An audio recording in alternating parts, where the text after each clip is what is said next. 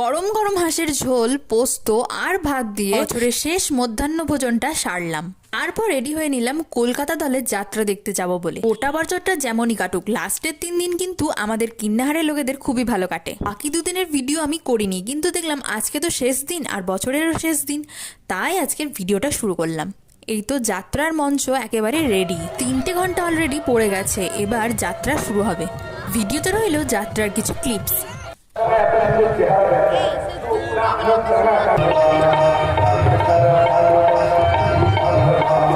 এখন বাজে রাত 10টা আর এইমাত্র যাত্রা শেষ হলো। এবার বাড়ি যেতে হবে, কিন্তু বাইরে বেরিয়ে দেখি প্রচণ্ড ঠান্ডা। আমি তো ঠকঠক করে কাঁপছিলাম, তাই দৌড়াতে দৌড়াতে চলে গেলাম চায়ের দোকানে। 1 কাপ গরম চা খেলে যদি একটু ঠান্ডাটা কমে। আর এদিকে দেখো, মাঠে আর একটাও লোক নেই, সবাই বাড়ি চলে গেছে। আমরা গরম চায়ের জন্য অপেক্ষা করছিলাম। যাই হোক, বাবা আর আমি দুজন মিলে 1 কাপ করে চা খেয়ে নিয়ে এই বছরটা শেষ